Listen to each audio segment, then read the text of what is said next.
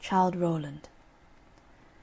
Childe Rowland and his brothers twain were playing at the ball, and there was their sister Burd Ellen in the midst among them all. Childe Rowland kicked it with his foot, and caught it with his knee. At last, as he plunged among them all, o'er the church he made it flee. Burd Ellen round about the isle to seek the ball is gone, but long they waited, and longer still, and she came not back again. They sought her east, they sought her west, they sought her up and down, and woe were the hearts of those brethren, for she was not to be found.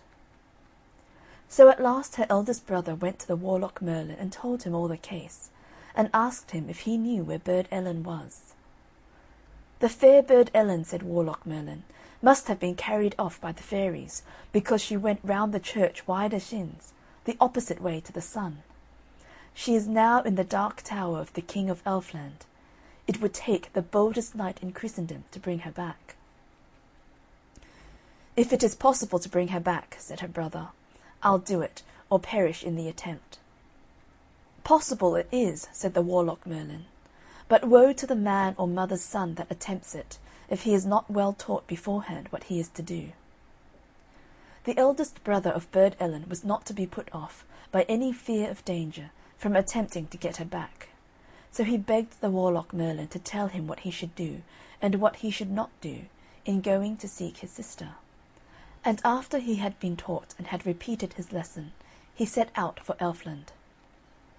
But long they waited, and longer still, with doubt and muckle pain. But woe were the hearts of his brethren, for he came not back again. Then the second brother got tired and sick of waiting, and went to the warlock Merlin, and asked him the same as his brother. So he set out to find Burd Ellen. But long they waited, and longer still, with muckle doubt and pain, and woe were his mother's and brother's heart, for he came not back again. And when they had waited and waited a good long time, Childe Rowland, the youngest of Burd Ellen's brothers, wished to go, and went to his mother the good queen, to ask her to let him go.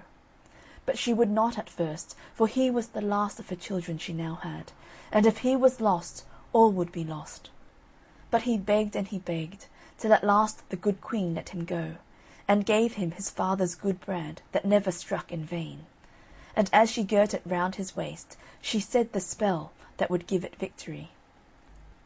So Childe Rowland said good-bye to the good queen, his mother, and went to the cave of the warlock Merlin. "Once more, and but once more," he said to the warlock, "tell how man or mother's son may rescue Burd Ellen and her brothers twain."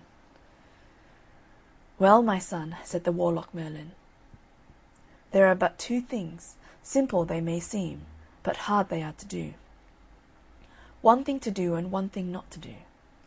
And the thing to do is this: after you have entered the land of Faery, whoever speaks to you, till you meet the Burd Ellen, you must out with your father's brand, and off with their head.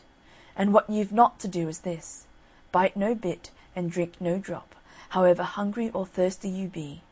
Drink a drop or bite a bit, while in Elfland you be, and never will you see Middle Earth again."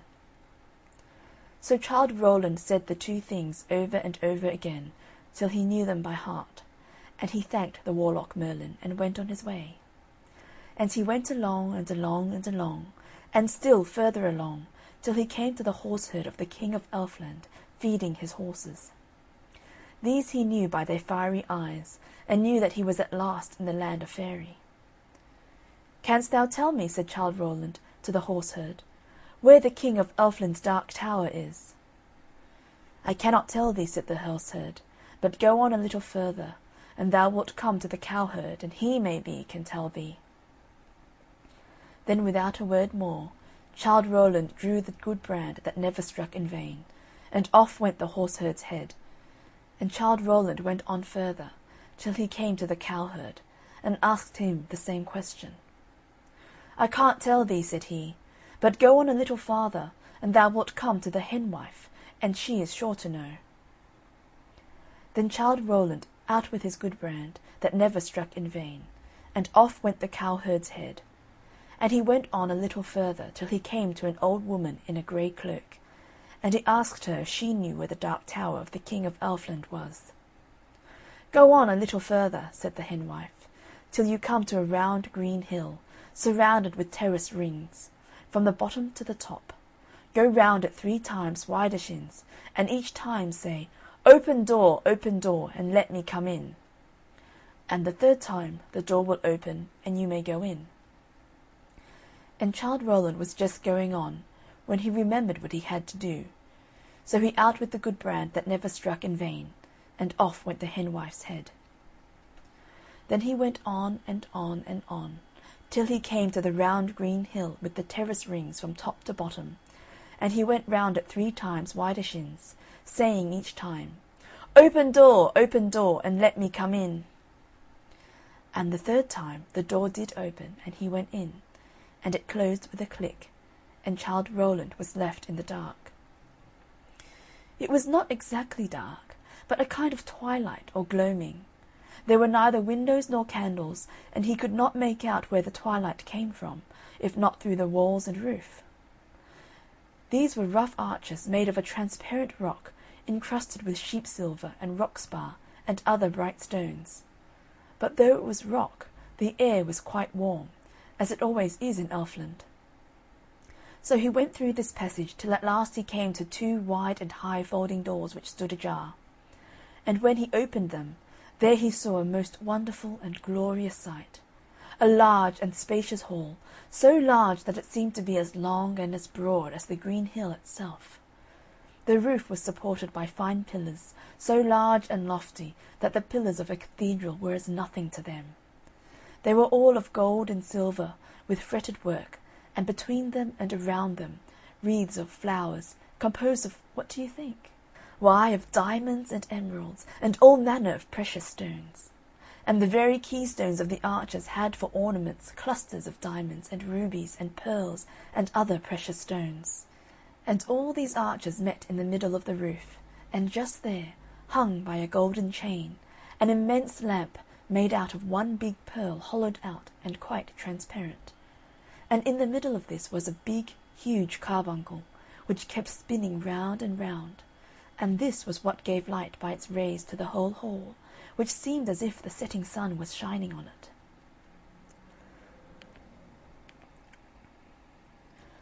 The hall was furnished in a manner equally grand, and at one end of it was a glorious couch of velvet, silver, and gold, and there sate Burd Ellen, combing her golden hair with a silver comb. And when she saw Childe Rowland, she stood up and said, "God pity ye, poor luckless fool, what have ye here to do? Hear ye this, my youngest brother, why didn't ye bide at home? Had you 100,000 lives, ye couldn't spare any a one. But sit ye down, but woe, oh woe, that ever ye were born, for come the King of Elfland in, your fortune is forlorn." Then they sate down together, and Childe Rowland told her all that he had done, and she told him how their 2 brothers had reached the Dark Tower, but had been enchanted by the King of Elfland, and lay there entombed as if dead. And then after they had talked a little longer, Childe Rowland began to feel hungry from his long travels, and told his sister Burd Ellen how hungry he was, and asked for some food, forgetting all about the warlock Merlin's warning. Burd Ellen looked at Childe Rowland sadly and shook her head, but she was under a spell and could not warn him. So she rose up and went out, and soon brought back a golden basin full of bread and milk. Childe Rowland was just going to raise it to his lips, when he looked at his sister and remembered why he had come all that way. So he dashed the bowl to the ground and said, "Not a sup will I swallow, nor a bit will I bite, till Burd Ellen is set free." Just at that moment they heard the noise of someone approaching, and a loud voice was heard saying, "Fee, fi, fo, fum, I smell the blood of a Christian man. Be he dead, be he living, with my brand I'll dash his brains from his brain pan." And then the folding doors of the hall were burst open, and the King of Elfland rushed in. "Strike then, Bogle, if thou darest!" shouted out Childe Rowland, and rushed to meet him with his good brand that never yet did fail. They fought and they fought and they fought, till Childe Rowland beat the King of Elfland down on to his knees, and caused him to yield and beg for mercy.